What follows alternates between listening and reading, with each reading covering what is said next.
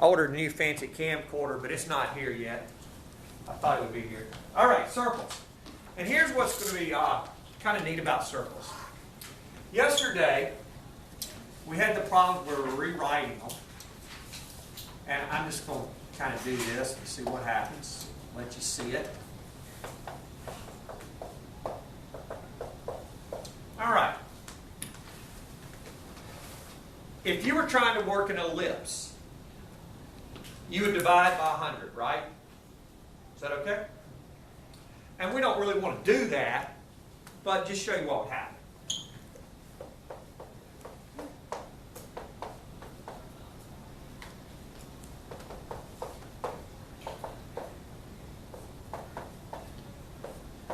And you would be working an ellipse, wouldn't you? Right? Okay, that's the ellipse. Except what would happen when you tried to work the ellipse? How much would you count left and right? Not 100, just what? 10. How much would you count up and down? 10. Folks, that is a special ellipse called a circle. It turns out that if you weren't sure something was a circle and you worked it like an ellipse, you'll be just fine. Because you're going to find out that you're going to count 10 left and right and 10 what? Up and down. So what we do is we don't really have to do that step. What we're going to do is just stop right here.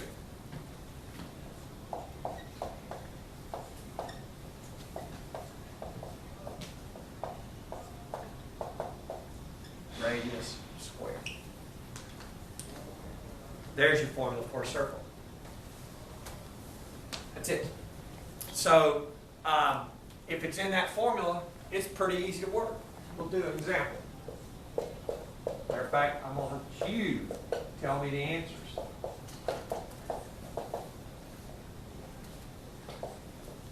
What's the center?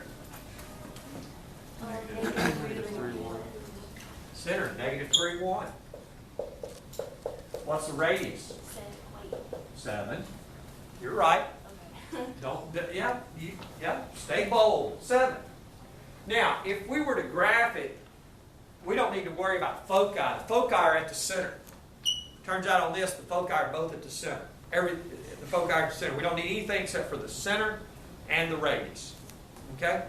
And if you wanted to, you could count and make a circle, but the counting y'all got under control. That's how you do circles. Now, I'm going to show you a little bit about that formula.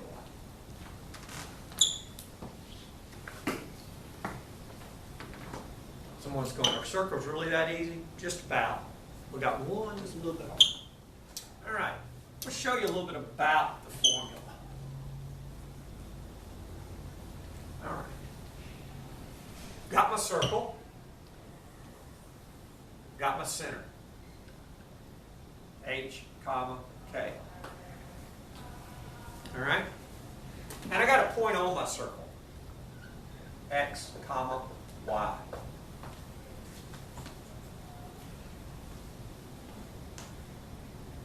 And if I were thinking about measuring the distance between the two, does everybody agree that would be the radius?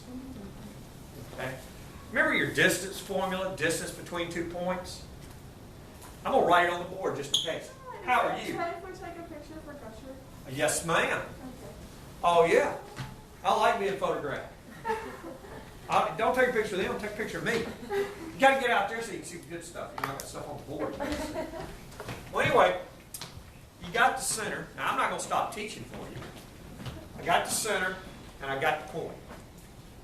And I want the distance between them. I'm smiling. Now, the distance formula between 2 points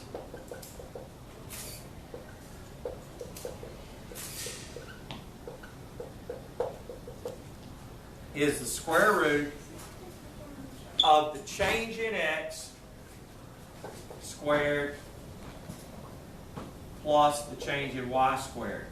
And y'all go, that's not what they wrote for us in earlier grades. right? How do you find the change? You subtract, right? Yeah, so you go subtract the x's and then do what? Y'all have a good day. And then what? Subtract the y's. So this is the formula that you saw before, but what I'm doing is telling you that we can write that a lot simpler if we just think change in x. Change in x, change in y. Now, does everybody agree we know the distance between them is r? Because we already labeled that, right? That's r. Okay? So r equals the square root of x minus h. Remember, this x value minus what? That x value. Fair? Is that cool? Squared plus, and then what? Y minus the k.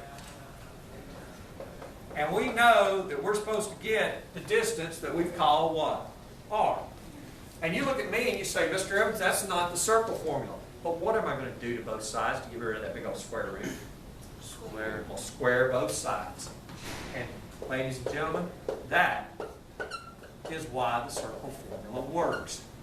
It is simply the circle formula, something you already knew that applied to it. Something you already knew that was really what you're working with was the what formula? Distance formula. Circle formula is an adaptation of the distance formula. So far, so good? Now, we're going to take another step backwards and forwards.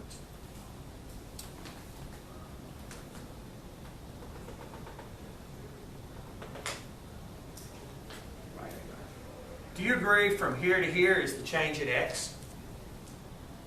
That's how long the x is, right? Because if the x value here is the same, so if you subtract them, you find out how long that piece is. If you think about this, you know the y value here is k, and you can take this y value up here and subtract k from it, and that'll tell you how long that piece is, right? Is that all right? What am I trying to get you to see? What about it? The radius is the hypotenuse. Right. The radius is the hypotenuse of a right triangle, and I'm just using Pythagorean theorem. The distance formula came from Pythagoras. I'm about to spell this wrong on the board where they can't read it so they don't know I spelled it wrong. But Pythagorean theorem. Really, the distance formula is Pythagorean theorem. The x change here, the y change here, and the distance between the 2 points is always the hypotenuse. And so your circle formula can trace it all the way back to Pythagorean theorem. And that's a little bit of the thinking skills. All right. I got to leave that up there because it looks pretty.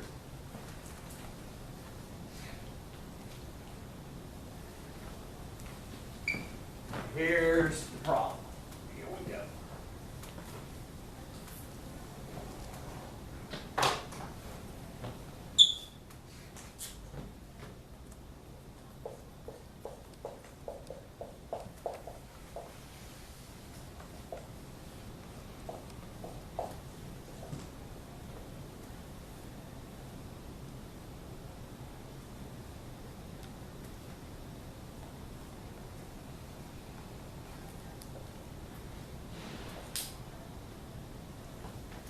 This is a little bit scary because Mr. Travis is sitting here going, I want to work out my hip. I don't have to.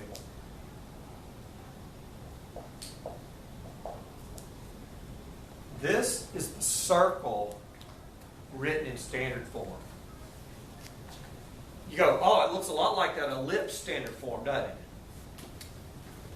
It's got the plus sign, which makes it an ellipse. But what makes it a special case is what's here and here. The same number. So that makes it a circle. Remember the other day I told you those numbers would be different. It was an ellipse. Well, if you have that plus sign and those numbers are the same, yes, you're getting an ellipse, But it's a special ellipse called a circle. And honestly, if you weren't sure it was a circle, work it like an ellipse, it's going to work. All right? So we're getting a little review of the ellipses that y'all are asking about right now. The nice thing on this one is just divide everything by 4. Just divide everything by 4 before you ever start. And that'll make that a 1, and it'll make that a what? 1. So we'll divide everything by 4.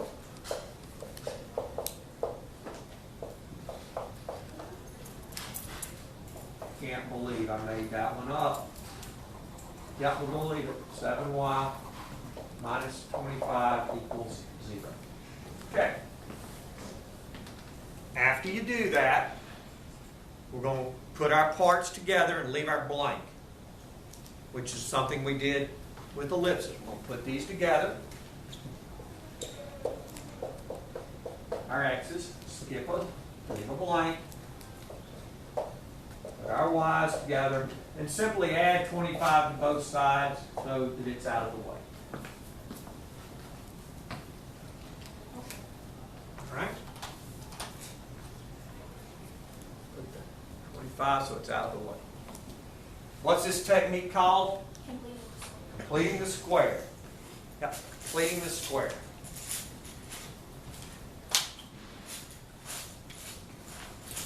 Yep, it's a good time to have a little bit different color pencil to write with, isn't it? Yep, you can put all of it in there. Put a negative, okay, take half of -4 is -2. And you get 4. And the 4 is not being multiplied by anything like it was in the ellipse, so you just put 1 on the other side. Plus 4. Now, this is a good one because this is going to require us to work with a fraction. Half of 7 is just 7 over 2. You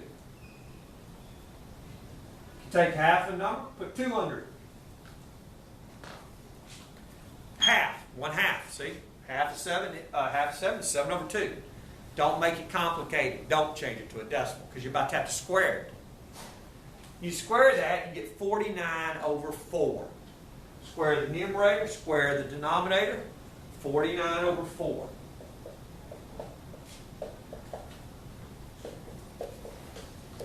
And then, for the student that wrote the plus 7/2 down, the next step is real easy. Because you already know when you factor this, it's going to factor into y plus 7/2. You don't have to factor it. You know it's going to factor into that. So, this one factors into x minus 2 squared. This one factors into y plus 7/2 squared. And this one factors in, and you got to add those together, Mr. Evans. Get a common denominator of 4. 100 plus 16 plus 49 over 4.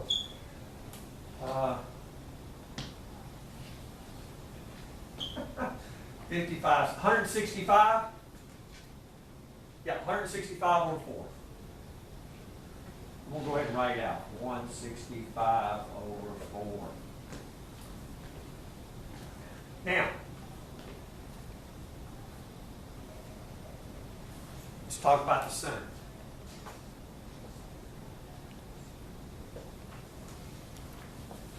Is everybody all right with the 165 over 4? Get a common denominator and start putting them all together. All right.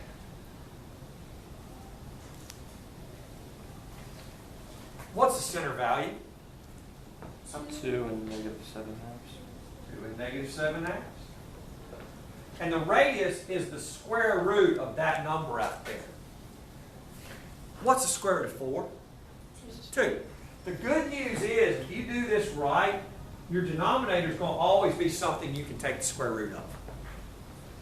The denominator always works out, I shouldn't say always, but just about always the denominator works out to be something you can take the square root of. And then just put square root of 165 in the numerator because it won't reduce. 5 goes into that 33 times. That's 165 is not going to reduce down. And there you go. And the thing that we're going to have to look at most in circles is this idea.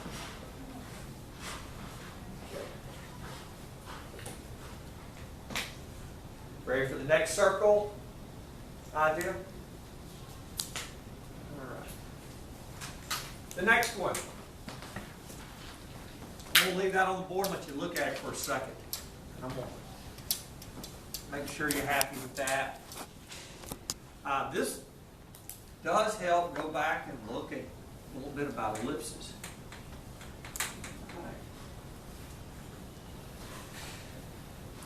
All right. I'm going to give you some information.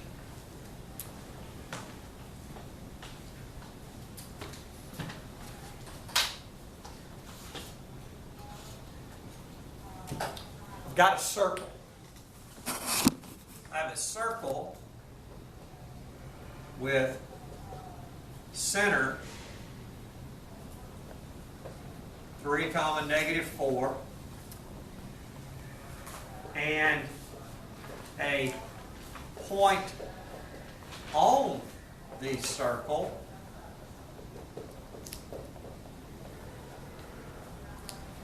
at -11, 1.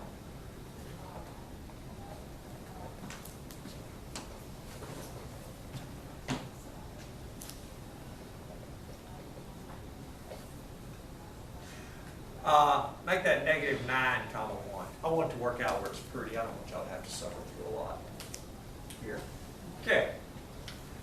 Notice I left my circle formula up there because I'm about to do what kind of mathematics? Fill in the blank.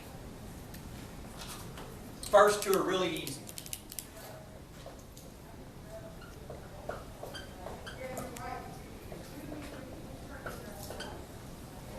Happy so far? Yeah. Okay. If this is the center, 3, -4,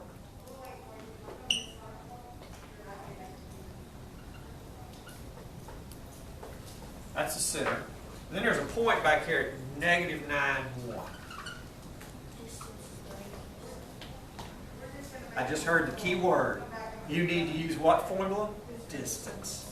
That's right. Yeah, that's the key right there. You realize that's the distance, and the distance is the radius. So, how are you today? I'm good. How are you? Okay.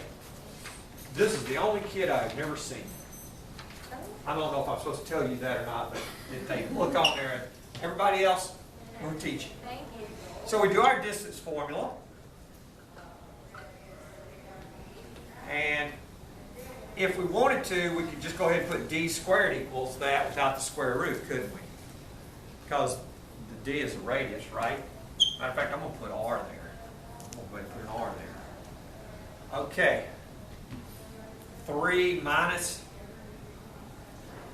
-9 squared plus -4 minus 1 squared. Radius equals square root. So that's 144 plus 25. Square root of 169, so r is equal to the square root of 169. So r squared equals how much? Just a good old what? 169. Now, let me give you a little hint here. If you ever get r equals the square root of 5 or the square root of 11, don't panic, because if you got r equals the square root of 5 and you square it, it's going to be a nice pretty number right there. Okay? So, key there is you knew distance formula. You were thinking distance formula right there. Now, I'm going to open up my book, and I am going to see. Oh, I do need to check one thing very quickly. Okay, date's the 2nd, right? Okay, and y'all are going to go, Mr. Evans, you shouldn't have to call roll 10 times. You're right. I probably look right here on my seat chart. Y'all can look. Go ahead and find what you want to ask me about on the ellipses. We'll look at that.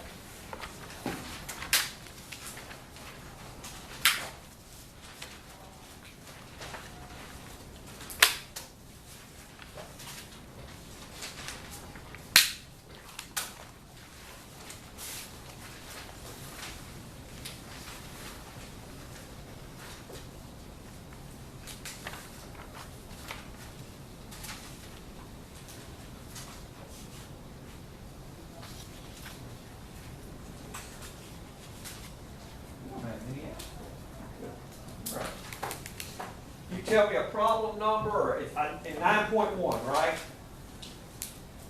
Yeah. Okay, you can give me a problem number and I'll take a look at it. 39 and 42. 30, okay. I'm gonna let you do this.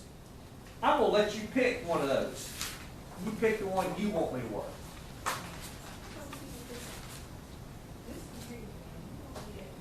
Wait, hold on, Mr. Evans, before we start that, is the eccentricity sometimes simplified? Yes, ma'am. You can reduce it. Okay. Yeah, eccentricity. See, if I were to look and I saw, ma'am, 41. 41. If you see eccentricity equals 4 over 16, just reduce it to 1/4. So if they give it to you reduced, you can change it back into. That's right.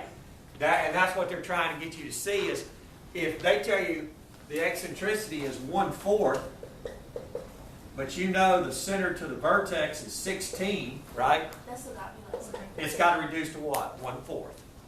Yeah, that's what it's got to do. That's right.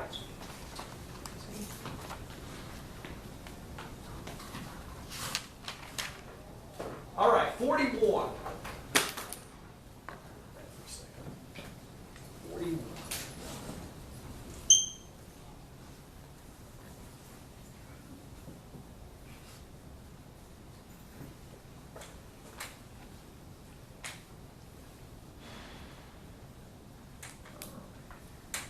And we're going to do a little editing for the camera here. I'm going to turn that off as the end of circles so that I can put that on just as the end of circles or the circle lecture.